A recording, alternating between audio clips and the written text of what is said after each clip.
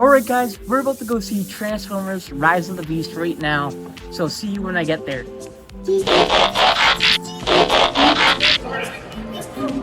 Okay guys, we're at the movie theaters right now, seeing Transformers Rise of the Beast. I'll let you know how it is after. Okay, I am now back from seeing Transformers Rise of the Beast, so let's talk about it. If you haven't seen the movie already, there will be spoilers in this review, so go see it and come back. So going into this one, I was very optimistic because the last two Transformers from Michael Bay, Age of Extinction and Last Night, were like total trash to me. Know your fucking place, trash! So I wasn't that hyped going into this one, but I was still excited to see it.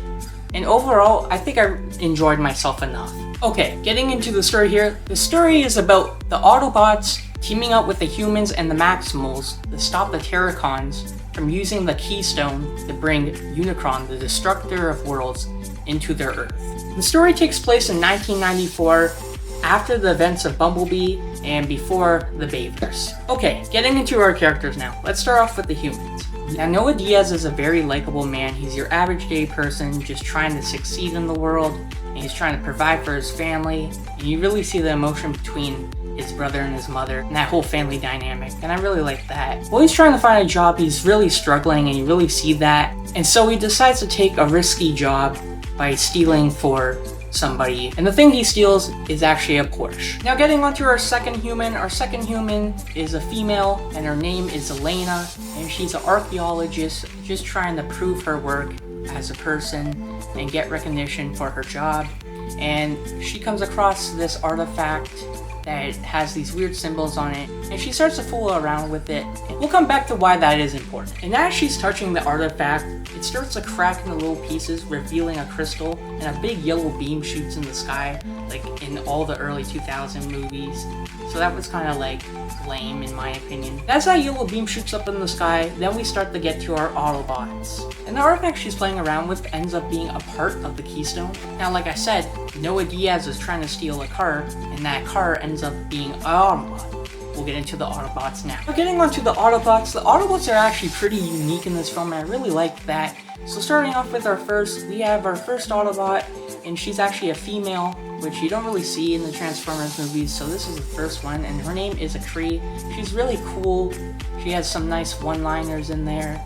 She has cool dual pistol weapons, and she can like skate around, which I thought was pretty cool, and she was a pretty awesome character. Now moving on to our second Autobot, this guy doesn't actually show up till the second act, and his name is Wheeljack, and he makes a little joke in there that I liked, referring to Noah Diaz as a racist because of his accent, and I thought it was really funny but also stupid at the same time. Wheeljack's not even in here for that long, just the second act, and Wheeljack, in my opinion, was just really forgettable, and he didn't stick with me, but he was fine. Moving on to Bumblebee, he's always really nice to see. He's a fan favorite, everybody loves him.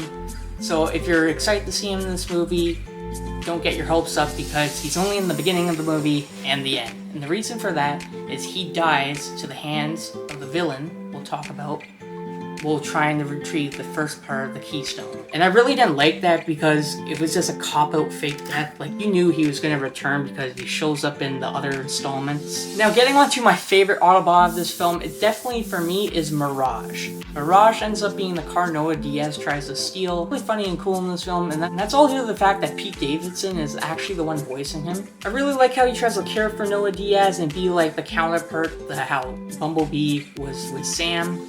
And he's really awesome in this film. He has some great action. Moving on to the last Autobot, and the leader himself, Optimus Prime. Optimus Prime is still great in this movie, but he's actually more of a mess in this movie. What I mean by that is he really doesn't trust the humans at all like he did in the first one of Michael Bay's. And he really struggles to lead his team in this movie because he still feels the guilt of losing the war of Cybertron. So I thought that was a pretty good arc he went on. The Maximals are awesome in this film. Now, I never grew up with Beast Wars as a kid, but I wish I did because they are absolutely freaking sick. Now, the Maximals show up towards the second act, but they're also at the very start of the film because because you find out they're the ones who bring the Keystone to Earth to hide it from the villains. So getting into our first Maximal here, we have Optimus Primal. He's kind of like Optimus Prime's, and he's really cool, and he actually tries to help Optimus find his way as a leader, so I really love that about him. Getting into our second Maximal is Rhinox. Rhinox is pretty badass, but he doesn't do much in this film, just helps the Autobots in the third act. Airazor is a female Maximal because you don't get much female Transformers, but for Airazor, she ends up dying to the hands of the villain in this movie.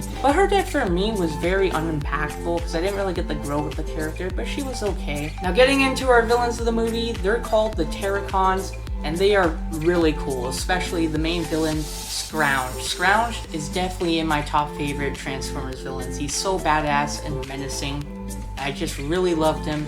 He felt really invincible until the end when the Transformers win. Now he's the main villain, but there's obviously someone higher up to him who's controlling him kind of in a sense, and that person is Unicron, the destructor of worlds. Now getting into the pacing of this film, it really didn't do it for me. I'm gonna be honest. It sucked, honestly, in my opinion. It really took me out of the films that time because it took like 25 minutes to get to the Autobots, and then even when we're with the Autobots, the pacing still doesn't pick up till they visit Peru to retrieve the second part of the Keystone before Scrounge and his villains get their hands on the second part. Now getting into the VFX and the CGI of this film, for the most part, it's really good, and that's what you suspect when all the Transformers are CGI. Some parts looked weird and a little wonky, especially in the third act, but overall, it was great. Moving on to the action. Now the action is definitely my favorite parts of the film, and are definitely my favorite parts of the film.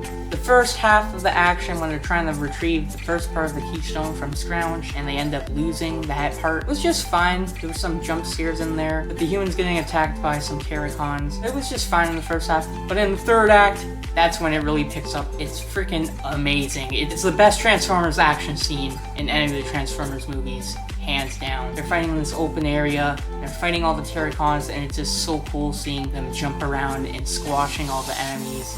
And I really like that. And just before the villain Scrounge is about to succeed and bring in Unicron, he's about to kill Noah, and Mirage actually sacrifices himself, but actually do something really innovative with the action. It's something I've never seen. And Mirage actually fuses his body with Noah, so Noah kind of gets this exosuit, kind of like he's Iron Man. And that's when the CGI looked a little weird when you can see his face through the visor. But I have to admit, it was pretty cool seeing that and really innovative, so I really enjoyed the action in this film. Getting into the music of this film, the music choice is great, and that's all due to the 90s. You get some really nice music from the rappers like Tupac and Biggie, so I thought the music was awesome in this film. Now getting on to the emotion in this film, there is a little bit of emotion, especially when you find out the other reason the Autobots want to get the Keystone away from the Terracons. Not only can that Keystone bring in Unicron, but send the Autobots back to their home, and that's pretty much retrieving the Keystone for it, but they end up having to destroy it for the greater good. Moving on to the end of the film and the post-credits. So the post-credits start when Noah and Elena go back to their normal lives after saving the world with the Autobots and Maximals. And while Noah's looking for this job, he's still having a hard time looking for a job, but then he gets this job offer at this facility. And now here's the shocker. The facility ends up being working for the G.I. Joe. Yes, you heard me right. G.I. Joe. Now I know there were some Transformers and G.I. Joe team-up comic books in the past, and I'm so excited to see what they do with that in the future, in the next movie. Overall, I enjoyed my time with this film, but it didn't blow me away, and it definitely wasn't the best Transformers movie, but it's definitely better than Age of Extinction and The Last Knight. I enjoyed my time with it, but I didn't love it the way I wanted to, and that's due to a generic plot, bad pacing, and cop-out deaths. But it had some great action, great characters, and great VFX. And now I'm going to give Transformers Rise of the Beast a 6 out of 10. That's going to be it for my review of Transformers Rise of the Beast, everyone. Tell me down below what you guys thought of the movie, and please like, subscribe, and I'll catch you guys in the next one.